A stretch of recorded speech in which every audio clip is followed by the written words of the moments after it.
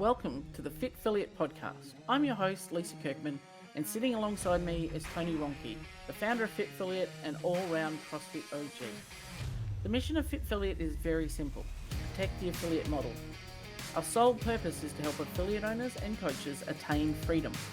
We aren't here to tell you what to do, but to instead build your ability to believe in yourselves. Enjoy the show. And welcome back to our next episode of the Fit Affiliate Fit Affiliate Podcast. We got her. I just want everybody to know that we just finally have tripped up Lisa. I have been waiting for her to trip over this, and we've done it. Done it. That's all right. Well, we're out. Good episode. Thanks. We're done now. We won't record anymore. You're not restarting this episode. We're going with it. You have to. StreamYard have that nice little feature now, but yeah. Anywho, welcome to the next episode of the Fit Affiliate Podcast. Joined by the one and only Tony Ronke, co-founder of Fit Affiliate, but also very excited today to have the one and only, a force unto herself, Trish Evangelista, the owner of CrossFit Babylon and also Fit Through Motherhood program. I don't know that I've met another human being on the planet that's quite so passionate about forging a path for pre and postpartum women and pregnancy fitness and postpartum recovery than Trish, and also super passionate about her community at Babylon CrossFit. So welcome to our little podcast. Thanks for having me. That was a really built up introduction. I hope I can live to that part. You're doing great. Lisa always hits you guys out of left field with these introductions, and it's always fun to watch everybody's face be like, "Is that me she's talking about?" And then I just get like joined by Tony, and then she gives everybody else like this whole long thing, and I'm like, give me some credit here, Lisa, but I don't ever get any credit, so it's fine. Well, you do in the pre-recorded preamble bit, and I know that Trish has done the circuit, so we had a lot to live up to here. This is not her first rodeo of podcasting, so had to give her the build-up. Out of all affiliate owners, I am definitely the expert on podcasting. Yes, this is true. No, I'm actually excited you're on here. Obviously, you're very fun to talk to in general, so I knew that you'd be fun to bring on the podcast. But I think one of the things that's always been fun about you is that I think I became aware of you before I ever met you, mostly due to the fact that like your tenacity sort of preceded you. I was always like, who is this really loud person in Long Island? I mean, as another New Yorker, so I think you always kind of look for other New Yorkers. I'm like, she makes a whole lot of noise down there. What is the story? And then, I kind of, put pieces together. And so you definitely are good at making some noise. That's a good thing though, for someone like me who doesn't ever make any noise. So it's very well respected for you to do so.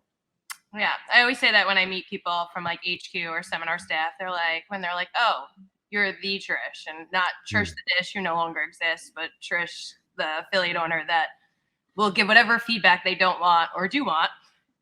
I'm the one that's going to be the one to kind of hand it to them on a platter in good ways and bad. Honesty is, and that's one of the first things that I was drawn to about you when I first started following your socials, is just honest out there. And I was like, well, always going to know where you stand with Trish, which is, great. I think the world needs more of that for sure. Yeah, my honesty is kind of like my mom always said, my mouth's what's always got me into trouble, but I also think my mouth's gotten me where I'm at. So It's a fine line for me to learn as I grow and figure all this out. But I definitely have a hard time holding back. And because I am so passionate about what I do and just the doubts I had in myself and my own personal journey, I feel like that's where a lot of the passion's driven, because I don't want other people to feel the way I felt at any point. Because if I would have maybe done this 5 years sooner, I would have been a little bit further ahead. And a lot of it was based on fear and just not getting it done sooner, or maybe opportunity as well, right? Like when the opportunity presented itself, it was the right time for me. But a lot of it had to do with fear and not being able to overcome it. Yeah. It's also probably your accent. You got that Long Island accent. I'm the weird one without an accent, but I'm also from New York. But Trish's she's definitely got the Long Island accent. All jokes aside, though, I do think that it is actually kind of a refreshing thing, because anybody listens to this podcast or follows it knows that what we consider to be the biggest threats facing the affiliate landscape today are two things. The first one being standardization, the second one being doubt. and they're kind of both mutually inclusive. So it's actually very refreshing to see somebody not beaten down, not traumatized, not abused, and not kind of like, turning their own volume down in an environment where most people are doing that, right? So to see you still kind of like, it's almost nostalgic to me. I know we bring a lot of people in here like OGs and stuff like that. And we talk about the old days, but like back then we were just all just yelling from the rooftops. No one knew what the hell we were doing, right? And now fast forward, you definitely know what you're doing, but you're still yelling from the fucking rooftops. But I think that is good because people do need. It's nice to see affiliate owners because I think that's infectious, right? Like when you guys do find your voice again, you do find your confidence and you do find your pride of the business that you own. You absolutely should be screaming it. And I think we've made, I don't know how many posts that we've talked about, and just in regards to like, if you're not literally talking proudly about your business to like your friends, family, or otherwise, that's a problem, right? Like, and generally speaking, most affiliate owners, unfortunately, if anything, they're like, yeah, I own a gym, right? Like that's probably all they say. And like, they're trying to get on to the next subject because they're like, please don't ask me more, right? Because it's like, for all the insecurities and all the doubts and all the imposter syndromes that come along with it, I get it.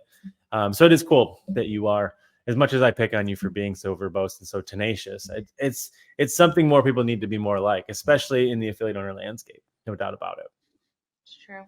Created a lot of friends. It's just the Long Island hurricane that Trish is for sure.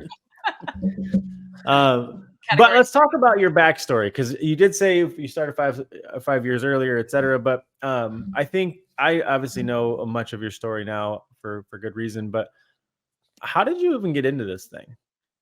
So I found CrossFit through soccer. I had played college soccer on Long Island at Farmingdale State, and then got myself, since I was staying home, I was also working. I was training a bunch of kids on Long Island. So one of my kids' moms had done CrossFit for the first time. And she's like, you really should try this, because all I kept thinking after college soccer is I'm just going to get fat. Like, it was the only thing that kept my metabolism going, everything that kept me going. I was like, I need something. I was trying to go to the gym, and I would be like on the treadmill and like not really know how to use a machine, and too embarrassed to ask from somebody. And then like college money, you don't have really money to pay for a personal trainer to learn how to use the machines. So it was like that weird line of like, where is my personal fitness journey going? And one of my moms was like, hey, try this out. And I went through my first CrossFit gym, and it was done the right way. I met with a coach one-on-one. I had an onboarding experience. I remember going from a chest push-up to a tricep push-up and be like, holy crap, like I can't do anything. And it kind of just, I'll never forget that first introduction to it. That stuck with me. And then I became quickly passionate about it because I wanted to instill it in children. I wanted to incorporate it in my soccer training with the kids that I was working with on Long Island. So I had started doing CrossFit Kids stuff and doing stuff within soccer as much as possible. Weird lines, but like, it was like, could we incorporate conditioning? I think it was also like when we weren't really talking so much about how CrossFit can benefit kids in sport. There really wasn't a ton of information or data or things happening around it yet. So I was like, I just got really hyped up by like I think it was like CrossFit. I don't remember the people that kicked it off, the kids program, but they were people in like the middle of the US. They were doing, yeah, I think, I don't remember. And they were doing just a phenomenal job. So in my head, I was like, can I do this in New York, But there were no really affiliates like in the area that like also were operating as a business. Like every affiliate owner I approached to run kids, it was like, yeah, like you figure it out. What do you want to do? Bring it to the table. And then like you do. So I was like, all right, like that works. And then my buddy had owned an affiliate. He was a co-owner of an affiliate. He asked me to start coaching adults. And I was terrified. And I was like, there's no way I can do this. So I signed up for my level 2 because I was like, let me get more education. I'll hopefully get a little bit more confidence with it. Did my level 2 and then started coaching.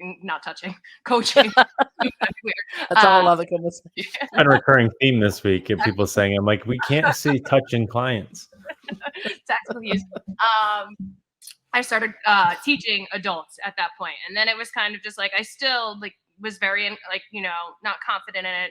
And the more I did it, the more I felt better about it. I had actually gotten into a pretty bad car accident that stopped me from doing CrossFit at that time because I didn't know better with education that you can adapt and modify your workouts, because there was nobody really giving me that resource as a coach or owner in that, in that world right then and there. Like, wasn't spoken about back in the day. So I'd stopped when I'd gotten surgery, and like I remember I quit CrossFit. My husband and I still talk about it. We were dating. I had sold my barbell, I sold my lifters, I sold everything. I was like, I'm not out. I was done. And then we were getting married, and I wanted extra money, and I just wanted extra money so I can do all like the pampering things on the side and not have to worry about it on top of my salary. So I started coaching again, and I was coaching at a box, and I was really just doing everything. I was onboarding the members. I was running classes. The members were like so hyped up by the things I was doing. Like I recall, and like I use these examples now, like as I was their head coach, like, you know, there were people that would struggle with toe to bar. And in that class, I wasn't necessarily able to help them, but I would go and I would send them a text after class, or I would send them a DM and just really show them that I cared and like was there as a coach. And I took all of that with me, and that feedback I gained with those relationships from the members at that affiliate, because that's what I instill in my coaches now. But from all that experience, right, I was at 3 different affiliates, 4 different affiliates prior to owning my own. Wow. And I always wanted to. And I was like, there's no money in CrossFit. I don't know how I can do it. Like, there's no way I can buy a business. How can I own a small business and make enough money? And then my husband and I got married. We settled down a little bit. The affiliate that I now own was in the Village. It had just been like but like essentially it was like a handshake kind of thing at the door that they had sold it to another existing affiliate owner. And I kind of saw the writing on the wall. Like, he wasn't instilled in the community as much. He had another affiliate. We all know it's really hard to own one affiliate already, to own 2 with a half hour apart, to be married with a kid in between, all those things. I just saw the writing on the wall. So I approached him. He wanted me to work for him full time. And I was just like, there's not enough money for me to do this full time for anybody unless I'm doing it for myself. Like, let me know. So September, I'll never forget, I was on an Amtrak for my company at that time. I was working in sales for non-alcoholic beverage. On the way down to DC, and he called. He was like, all right, I'll take your offer. And I was like, oh shit, like, this is happening. Like, I said to my husband, I was like, I just made this offer, and like, we're doing it now. So we literally took all of our money from our wedding, bought the affiliate. We got a ridiculous deal at the time. We pretty much just paid for the equipment and not evaluated anything else. Like, there really wasn't any membership contracts or anything to go with it. So it was literally just like, we're buying the equipment out. And then literally like 5 weeks later, I found out I'm pregnant. And that was probably longer, 5 or 6 weeks. I found out I was pregnant. And then fast forward, so that's December 2019. And then March 2020 in New York comes, and it's COVID. So like, that's the really fast spiel of the background. No, there's actually a lot of cool parts of that story. The first one is I'm always interested in people who get their start through coaching children and then are thrust into coaching adults, because it is one of those things that I don't know how you could standardize it, but in my opinion, there's very few things that will prepare you for coaching adults much the way that coaching children will. But you always see it try to go the opposite. People come into this, you know, I get it, right? CrossFit changed your life. You're like, I want to teach people CrossFit, so they come in the gym and they teach CrossFit to a bunch of adults. And then somebody's like, you know, we should do kids. And then they're like, I am ill-equipped to handle this. But then you realize really quickly that if you would have learned with children, it's actually, these adults are just grown children. Like, they're still the exact same mentally, physically, or otherwise. And so it's such a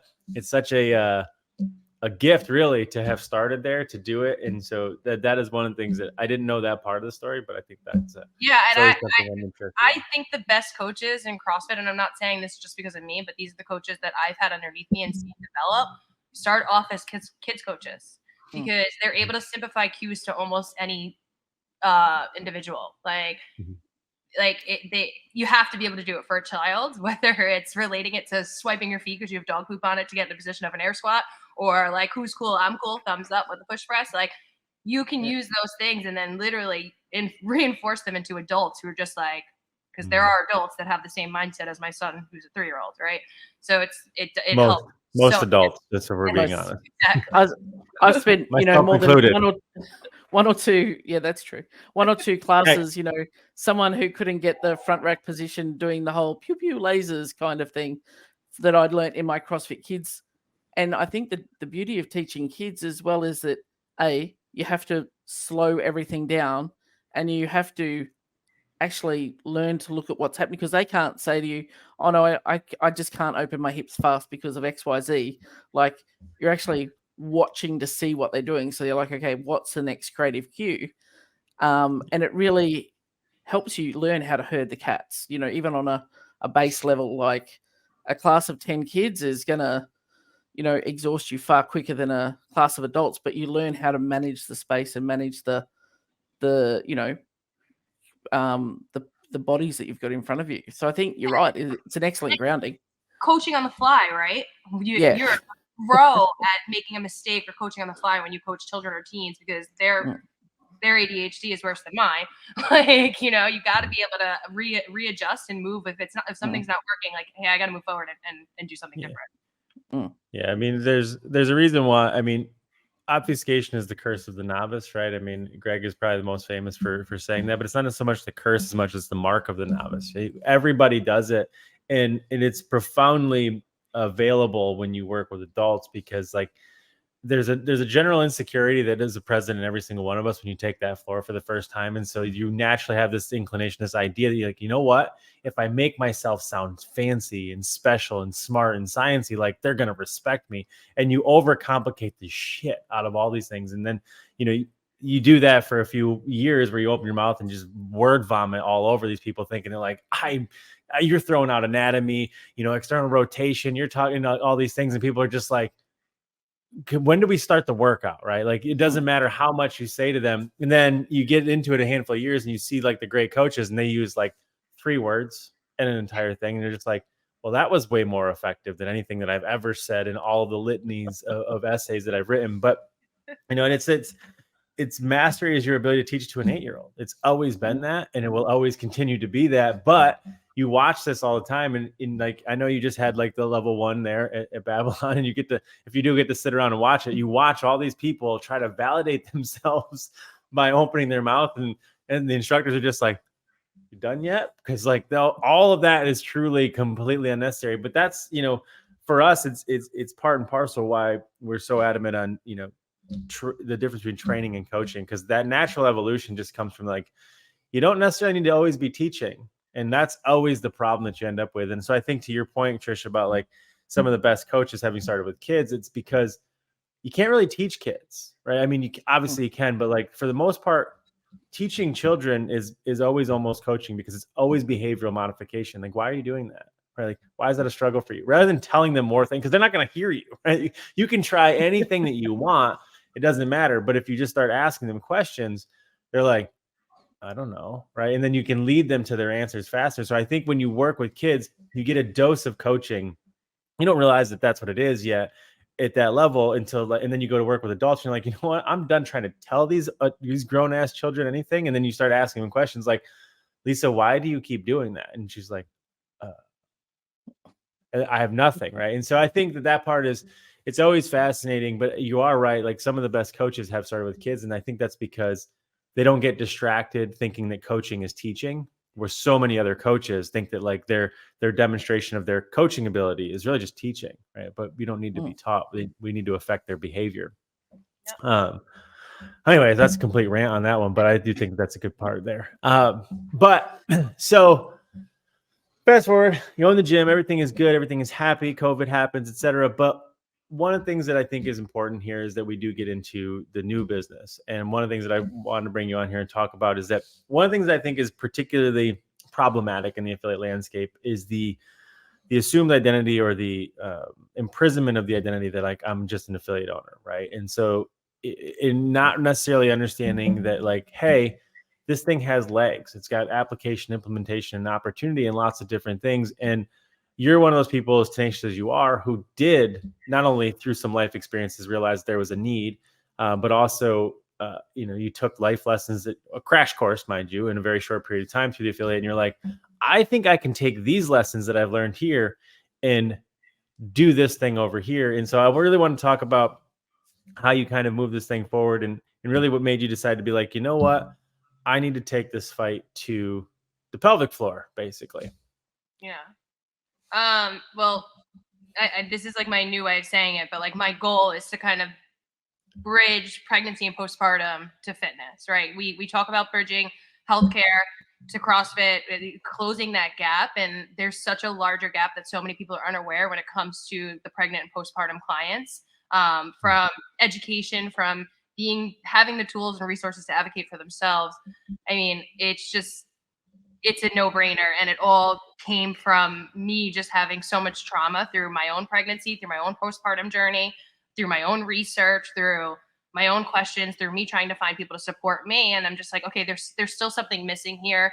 People are afraid to speak about it. Even, HQ doesn't want to issue anything because we're still nothing is one way, right? Every single pregnant and postpartum client is different.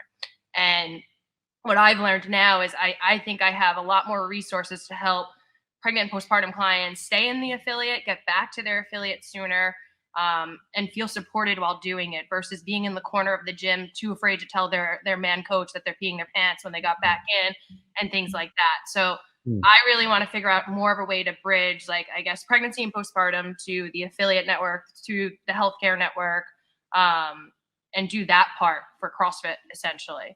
That's like my goal. Where do you want me to begin with this? You tell us. It's your journey. We're just along for the ride. Yeah, so my pregnancy was super rough, right? So I got pregnant. I found out I was pregnant literally 4 days before Christmas. It was like 5 days before my first holiday party with the affiliate ever, right? So it was the first year that I had taken over the affiliate, 4 months in. COVID's not in New York yet, right? It's December.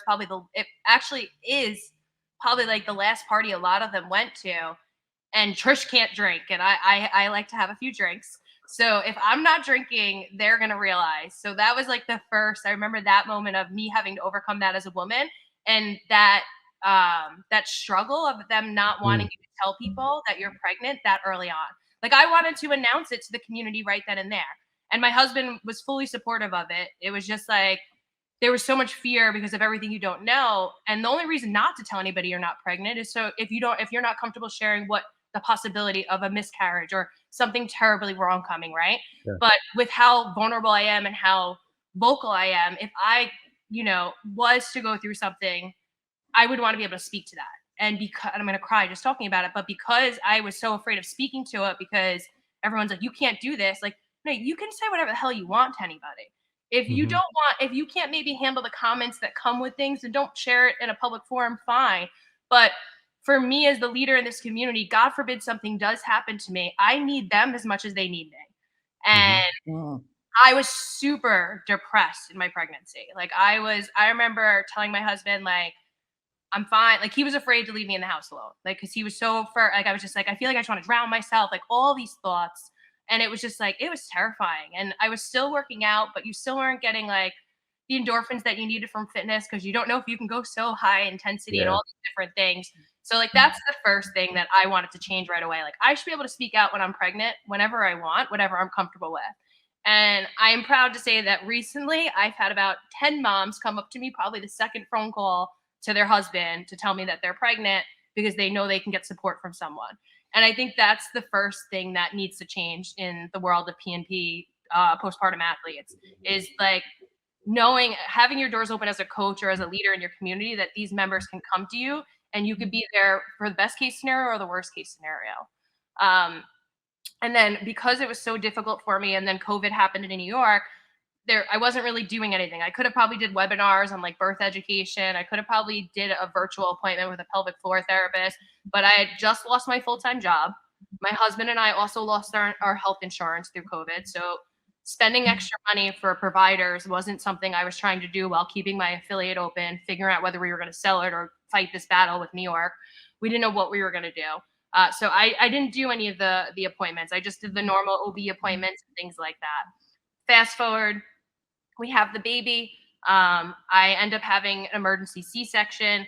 I didn't have the information that I wanted in my birth, meaning like, you don't have to take the epidural right away. If you take Pitocin, you can't move around. If you do the epidural, you can't move around.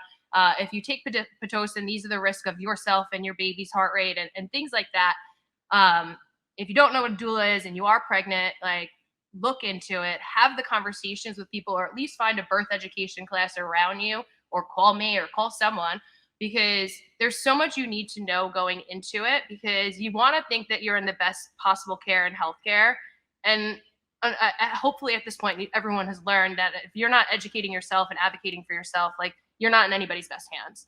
You really have to really reach out for yourself and figure that stuff out alone.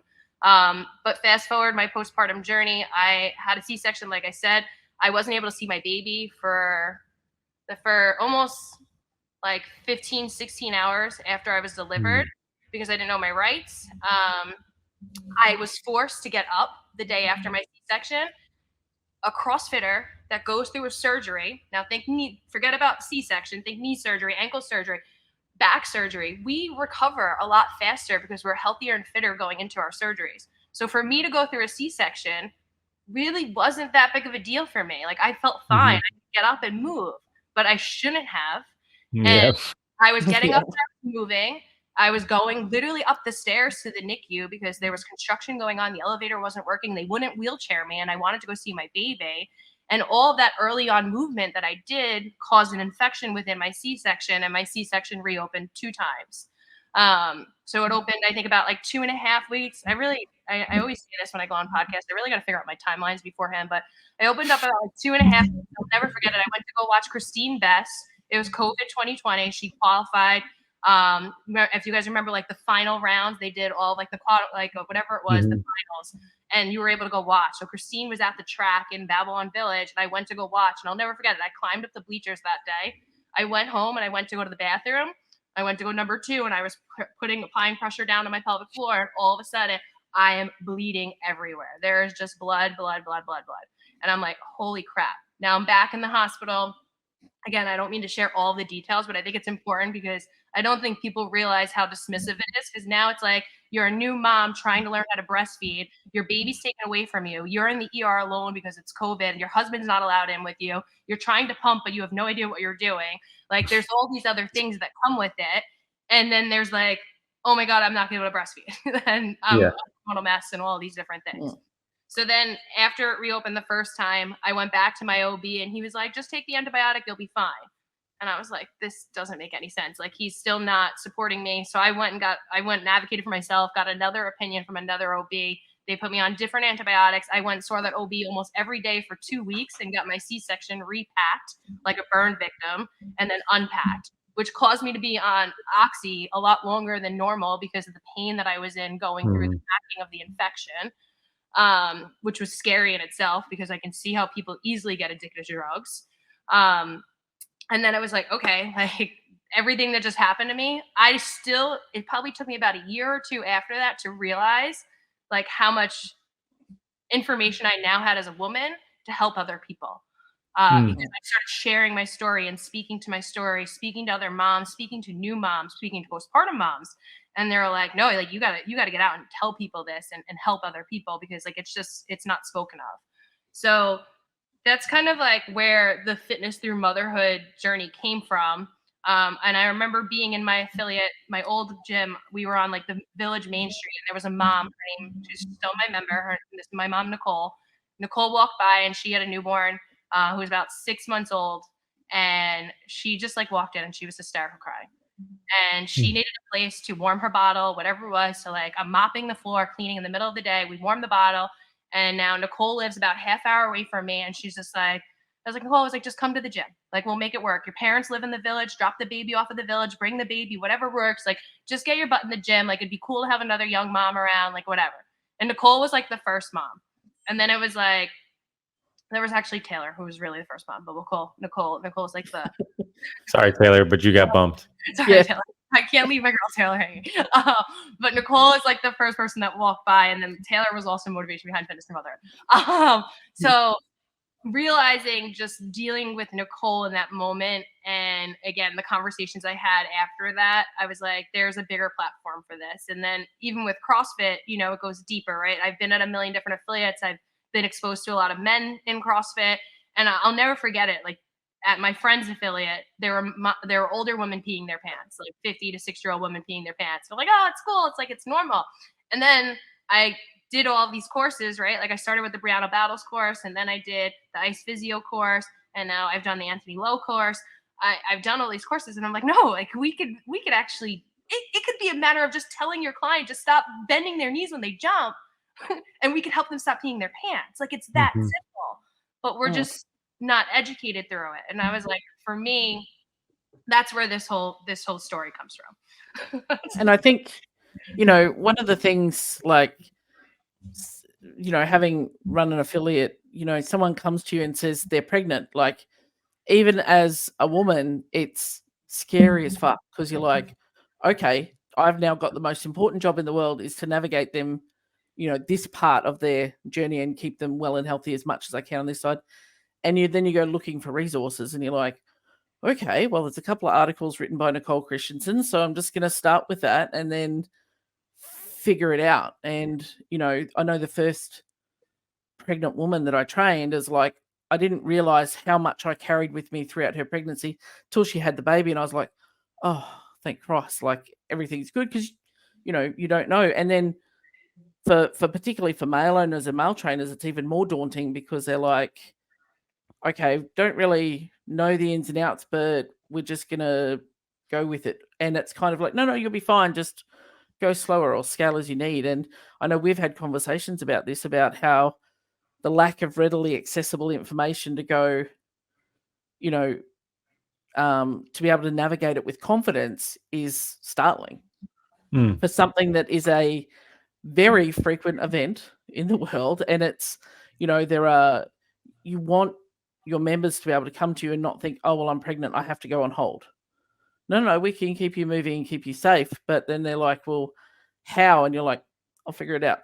But I thought of this the other day when I was talking, and I don't want to sound wrong or get canceled in any type of way, but I was talking to one of my clients the other day, and we use the adaptive rower with our pregnant athletes. I don't know if you guys are familiar with the adaptive rower, right? It has a wider base, it's shorter handle. And I was like, what's crazy is CrossFit HQ was so fast. We got an adaptive program out there, and we want more adaptive athletes in the affiliates, and we do.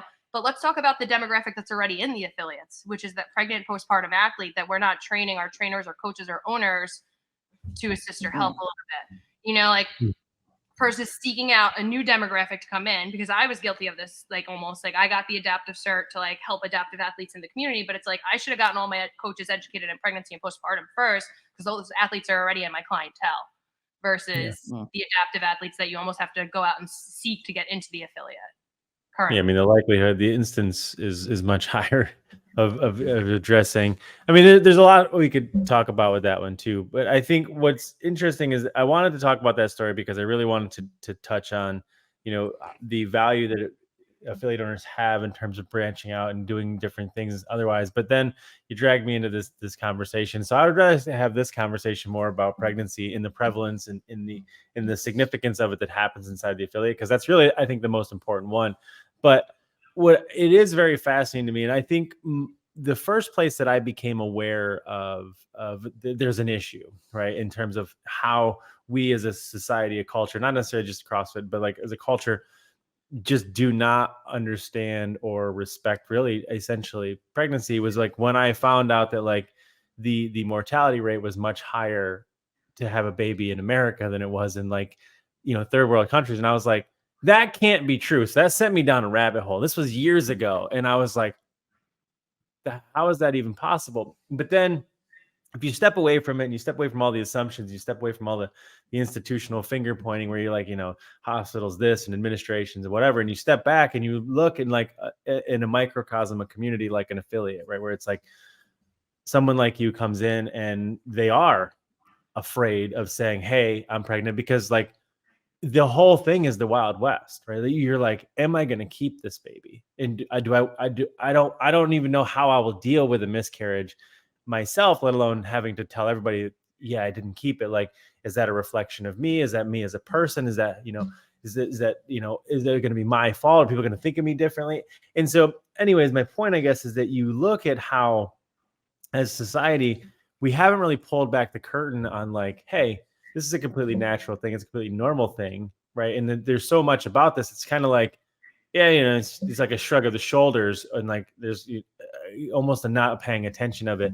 And so people like yourself do have to go through very traumatic things all the time. And for us, one of the big things that we're always pushing people towards is a why, right? And very few people really ever know what their why is. Right? They're faced with endless distractions. And unfortunately, sometimes it takes like a true cataclysmic sort of event like you had to go through to be like, well, that phone is literally never going to stop ringing. This is my calling. And like, So I do think it's awesome that, you picked up the phone, right? And you're like, fuck, I'm going to take this fight to the people because it has to happen. Because as somebody who's seen it, right, you look at it in the affiliate, and if you run an affiliate that's even got a handful of people, there's no chance, there's a 0% chance that somebody's not going to be pregnant, right? Like, and well, if you're a struggling affiliate owner, here's what you don't want them to take 9 months off, right? Like, let's be honest, like there's a bottom line conversation before there's even a personal conversation.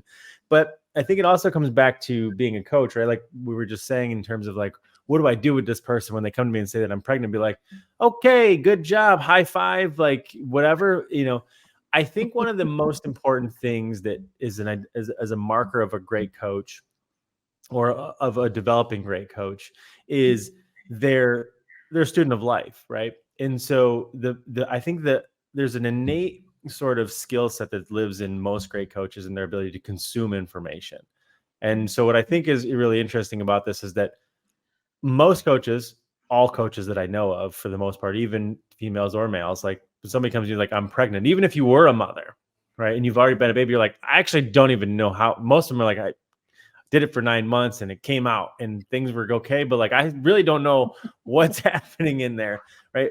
Coaches, your job is to always be ahead of the client, right? And so I think what's cool is that resources like this are coming to light, where, somebody comes to you and says, hey, I just want you to know, like, you're the first person I told besides my husband, like, I'm pregnant. Don't tell anybody else. And like, this is a personal conversation that happened to me, I don't know how many times, dozens of times.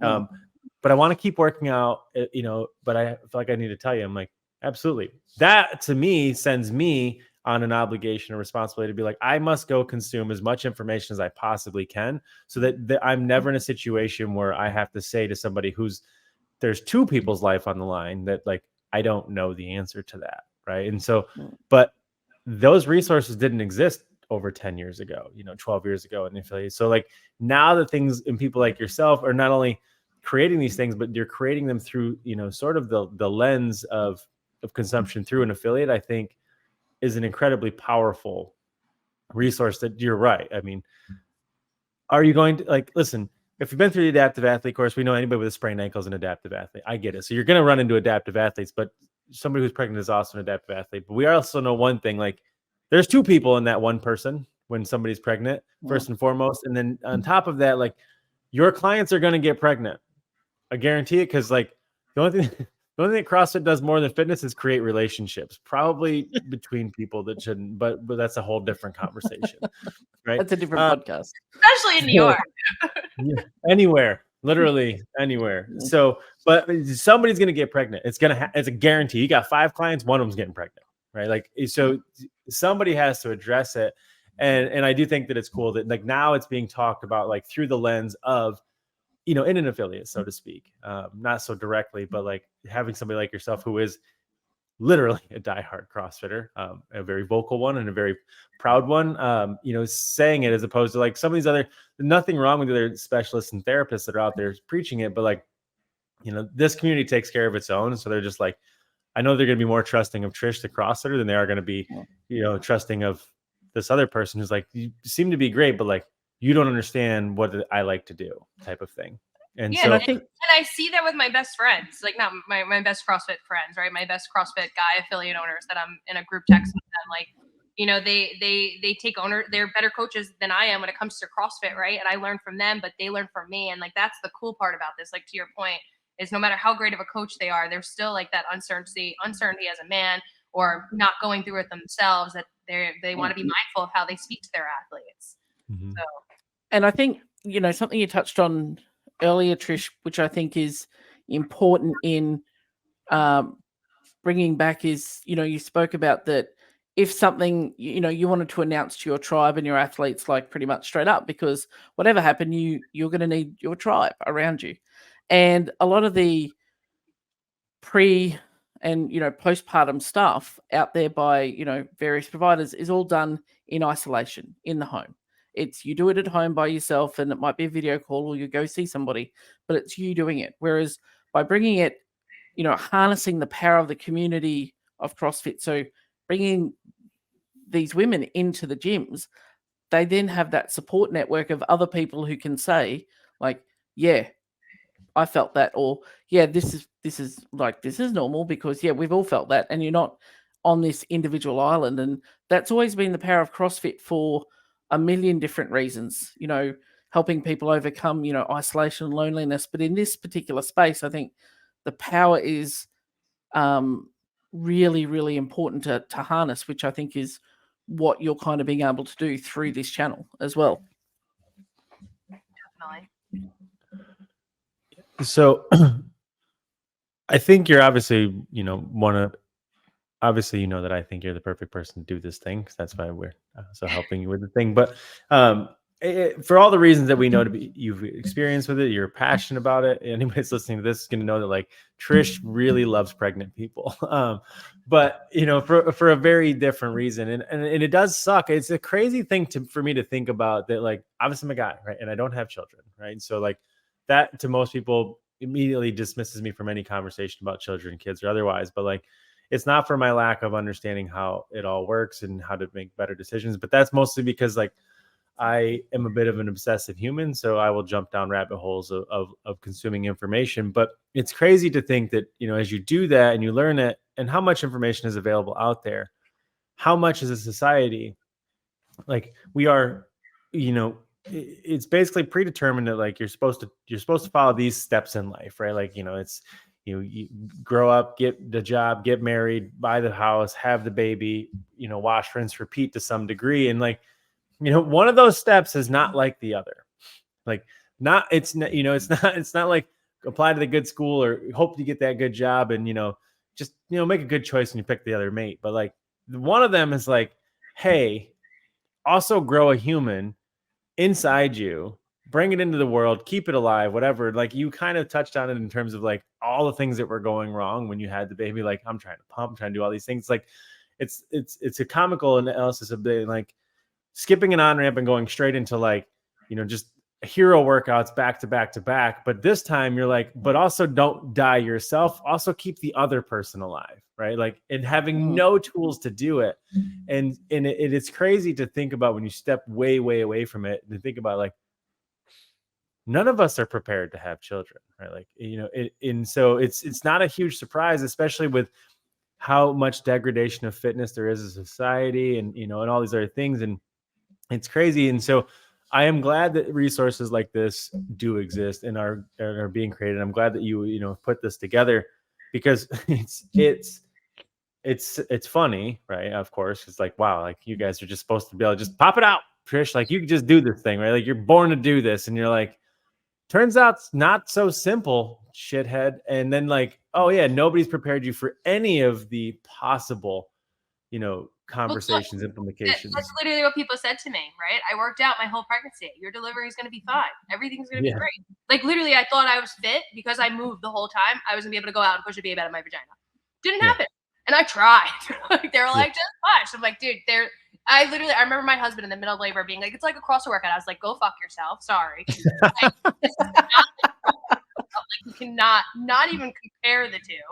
Like, that's like I'm never going to CrossFit again if it's like CrossFit work. I want nothing to do with that. CrossFit, like don't even like if this is what you feel like when you come into my gym, don't come back. But like it's just there's so many misconceptions out there, and I also think there's a lot of fear around it, and there's just so much that it's like you can't say one thing to one mom, because there is not one thing to say to one mom. It's a case by case situation, a client by just like anybody's knee surgery or anything else. Like every single person is going to go through something different, and I think that's one of the hardest parts about this demographic for us is just because every person has to be treated differently. Yeah. I think what's important to note too is that like, there's always a dismissive air with a conversation like this to be like, this is just moms, or this is just people who are going to have babies. But like, I think it also would be well served for like every guy that happens to be still listening to this, because if they haven't turned it off now, I'd be quite shocked because they're just assholes. But like any guys, like almost 7 out of 10 dudes have pelvic floor issues, and they're much more advanced and problematic than you realize. And particularly the ones who are the most at risk, CrossFitters, are those of you guys who squat below parallel and brace heavily regularly. Sound familiar? Like they won't admit it on the gram, right? But all of a sudden, when the thingy stops doing the thingy, you're going to be running around like everything is on fire. And then you're going to be like, Trish, help. Right. But at that point, maybe we should have started caring a little bit sooner.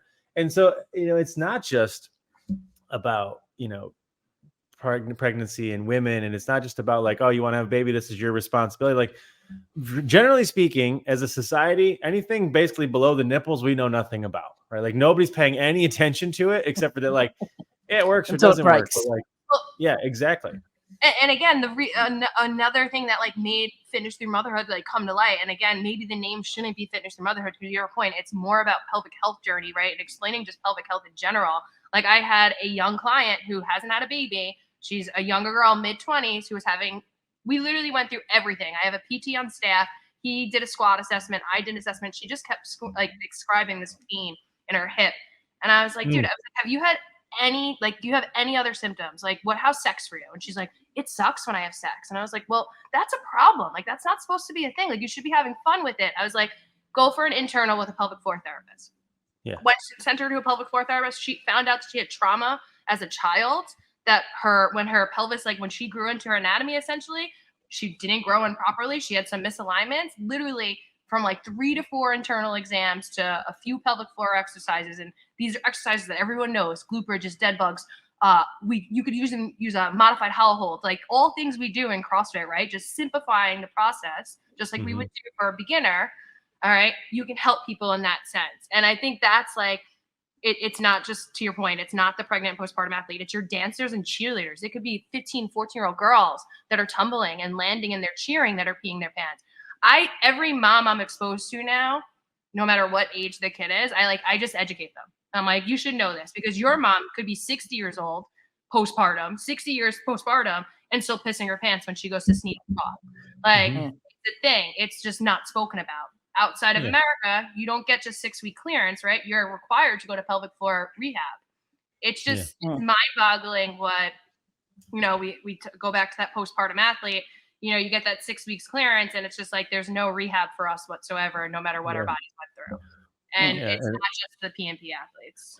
Yeah, it's a crazy, it's epidemic levels, truly, right? Like, for not to make it continue making about guys, but like for guys, it's not if, it's when you'll get prostate cancer. It's almost a guarantee. Like, but we can screen for it so soon. But like one of the easiest ways to, prolong that or push that off or even potentially avoid it is like, reorganize the structures and the tissues and the things down there that don't just work or don't work. It's not a binary function, just the same as like just your biceps, not even a binary function. But that I do think is not so important as what you are actually trying to do, which is, in my opinion, take something that should be such a natural and beautiful and truly elegant and simple thing, right? Like childbirth should not be a scary, traumatic, terrifying, uncertain, horrifying experience. Like I get it, the one-off experiences, but like, I think that everybody should not only, still continue to believe that it's going to go well, but like also should now be able to have access to the resources they need to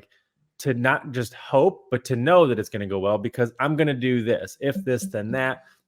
And if I do these things, I have a better chance of accomplishing these things, and so on and so forth. And like, to your point earlier, it's like, yeah, I thought, I was fit. I was just going to pop this baby out and be back to class on Tuesday. And maybe that would have been the case. And we know a lot of people that is the case, because you see it in CrossFit gyms. And then you see like other ridiculously fit people and you're just like, I don't get it. Weren't you fit? And they're like, yeah, asshole. It has nothing to do with this whole thing. And so I think, for me, I think the power in this and the value in this and the beauty in this is, is taking something that should be so beautiful and should be so available, right? And making it less scary. Because like, having watched so many people go through it and seeing the terror in their face of being like, I'm pregnant. It's almost like pregnancy became a scary thing now. And I'm like, wait, this is a very weird reality that we live in, when like it's not just about, I'm going to have a beautiful baby boy or girl soon. It's like, maybe.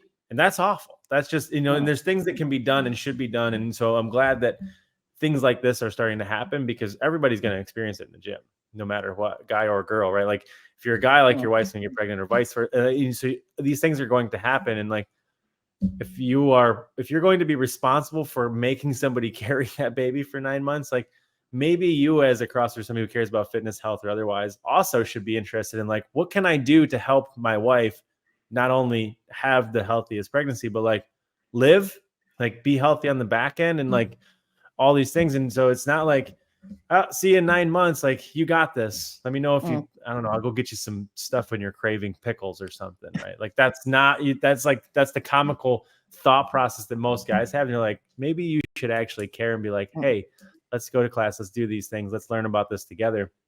And I think that a lot of that is starting to change because more information is starting to come to light because of people that are very vocal and loud like yourself. And I think understanding the journey is not just, having someone like Trish that can work with and educate coaches to work with a client all the way through the pregnancy and even pre-pregnancy for those that are, that organized, that they're kind of preparing for that journey.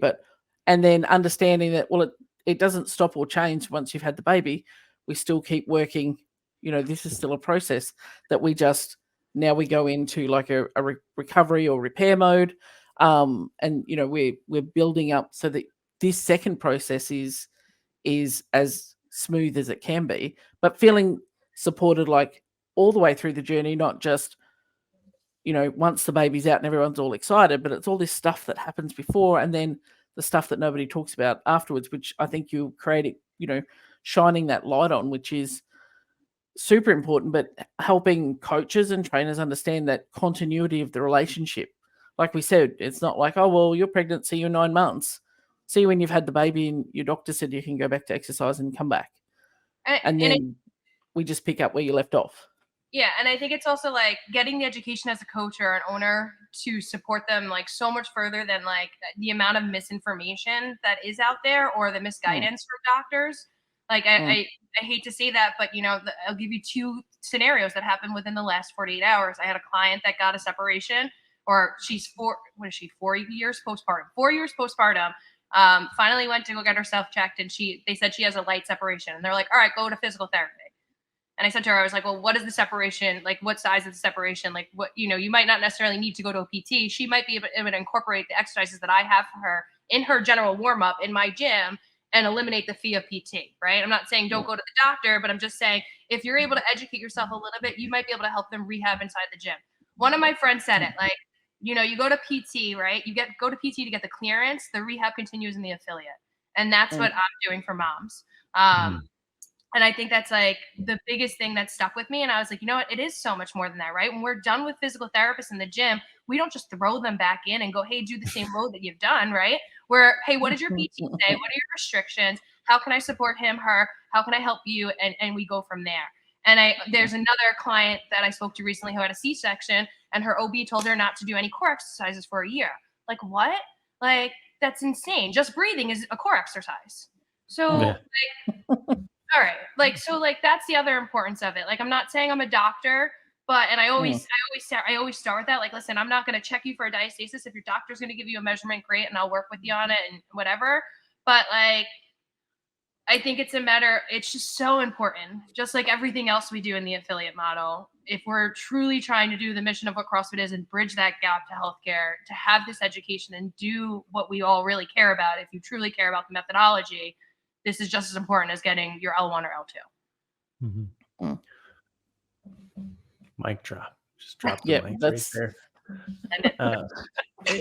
Obviously, it's the topic of this conversation, so it's important now. But I don't think we should breeze past that point. I think that if you are going to be responsible for humans of an adult age that are, doing things that humans of an adult age do, like you're inevitably going to come across either a male who ends up becoming a potential father or a mother, and like it's gonna happen, and they're likely almost always both in the gym at the same time because like that's just how it works. And so it's unreasonable to think, and especially now with things like Fitness Through Motherhood coming to life and stuff like that being available, why you wouldn't do that. But at the same time, a lot of it just comes down to, I think, a little bit of cultural indoctrination, right? Like people just don't think that like you have anything to learn about it, right? You're just like, no, we learned about how to make the baby. That's all we had to do. And now we just hope that the oven just runs its course and we bake the muffin, right? And like all things will go right. And so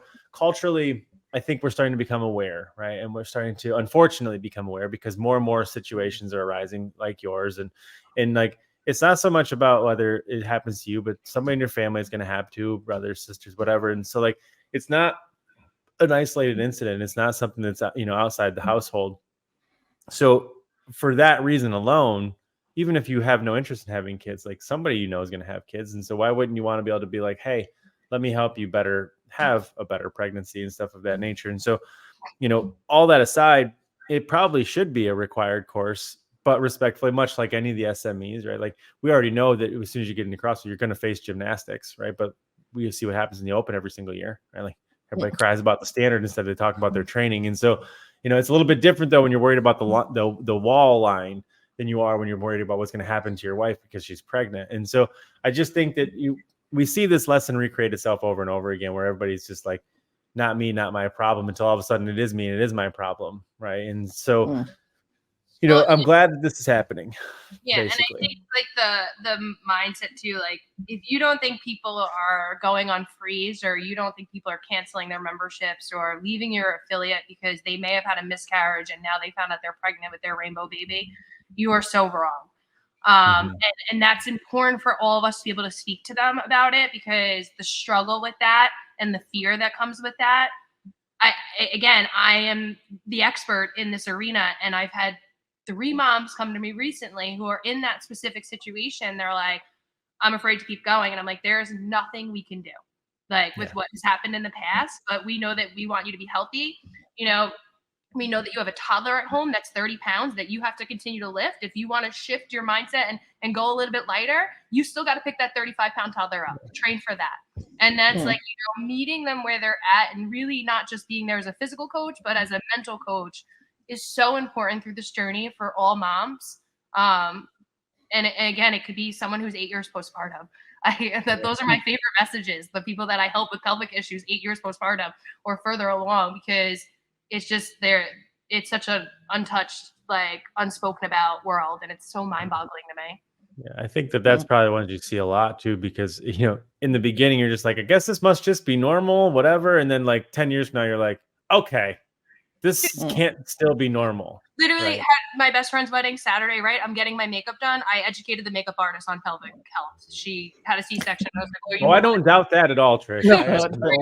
I'm pretty sure the person at the bagel shop this morning, the coffee shop this morning, the guy on the train, I get it. And I guess maybe that's a good kind of segue, because like we talked about the whole problem this time. So I guess let's talk a little bit about the solution, and tell them, I suppose, what you're trying to do, what you're putting together through FTM, and how you attempt to solve this problem. Like if somebody comes to you, what's that solution look like?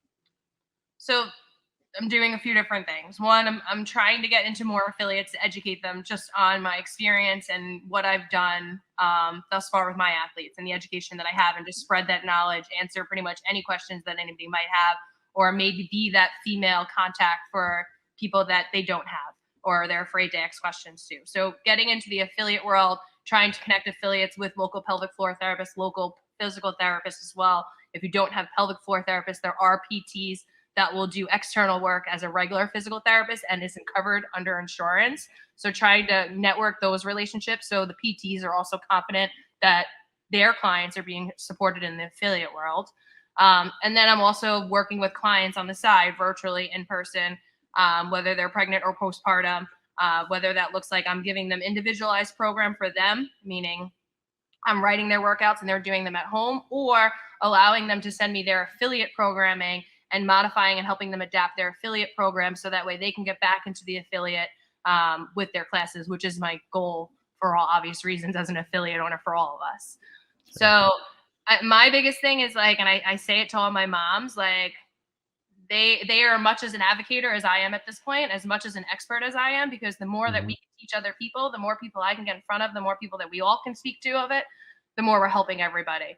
And that's what I'm trying to do, and I'm doing. No, I love it. Turning them into mavens, I suppose. The moms into mavens. And like, so affiliate owners, like that's your solution, right? You have Trish, reach out to her, and obviously, I mean, you don't need to fly her out there, but I certainly would suggest you find a way to take advantage of her knowledge. But those of you who are likely going to encounter pregnancy in some way, shape, or form or degree, you also should probably reach out to her. I mean, she's one of the only people, in fact, I think the only person I know of who is actually doing this at a personal level, one-to-one. So I think that is a huge resource. And like I said, I mean, we've said enough times on here, you're going to encounter it. It's an inevitability. It's the most obvious inevitability that's ever been inevitable ever. So you should definitely reach out to her for that reason. And I'm glad that you're doing it. As comical as it is to pick on you for being so vocal and so outspoken, I think it's exactly what needs to happen, because this is one of those things where it's like, it's natural to already just want to turn the volume down, right, on this thing. It's just like, it's one of those things where you're not supposed to be loud about being pregnant. You're supposed to just be kind of like this docile sort of creature until you have the baby, and then like just now give your whole life to this child and stop being a person. And like the whole thing is like sacrificial to some degree. And so I'm glad that someone like yourself is like, nope, pump the brakes, because we're gonna have to rewire that. It's gonna start with you, and you're gonna have to become a you if you're gonna become a we. Yeah. And I think that's if and when I get pregnant again, my husband will know, my parents will know, and then Instagram will know, because it's not something that I will go away with alone again. And I really think part of my mental health battle was holding. We can bring you back on the podcast, and you can just tell everybody here too, like, I'm pregnant. Should I do one of those ridiculous barbell drop gender reels too? No, please don't. No, Just as long as it do doesn't that. involve dropping a barbell, because that still makes me lose sleep at night. Yeah, Right. makes my twitch. So, Trish, you've got a upcoming seminar. If you want to give that So I'm headed to, especially if you're an affiliate owner and you're headed to the Northeast Summit, I'm going up a day early, Thursday, October 12th it is, at CrossFit Airs, which is my buddy John, who was the one that I mentioned earlier. He was actually the one I think that made that PT reference up, so I'll give him that credit, John Wells, who is the owner of CrossFit Airs. I'm going to his affiliate. He actually had a few clients reach out to me, and then he was going to actually try to get Anthony there as well, but we just figured timeline-wise, with me headed to Massachusetts for the summit, we would do it. So it's 7 o'clock at CrossFit Airs. If you're headed to the summit and you want to come a day early, and then a bunch of us are going to work out the next morning and hang out, grab some coffee. You lost me on that part of it. The workout. Coffee or hanging out? Yeah. The coffee had me. The working out part. You could. What's the easiest way, Trish, for people to get in touch? Probably Instagram. He's the most successful, most checked, but also CrossFitBabylon@gmail.com. But reach out, however, and I'll definitely get back to you. Perfect. Do it. All right, we will definitely have Trish back on. She is a force to be reckoned with, and we look forward to being part of the FTM journey and seeing that continue to change and impact lives. So good chat today, guys. Thanks very much. Thank you. High five. Thanks for listening. We hope you enjoyed today's show. Please remember to like and subscribe on your favorite platform. And if you know an affiliate owner, a coach, or entrepreneur that would benefit from hearing our conversations, please share this with them. We love the feedback and support we have from you guys, our audience. If you'd like to reach out to us, you can find all the useful links in the show notes. We would love to connect with you. Keep doing the great work.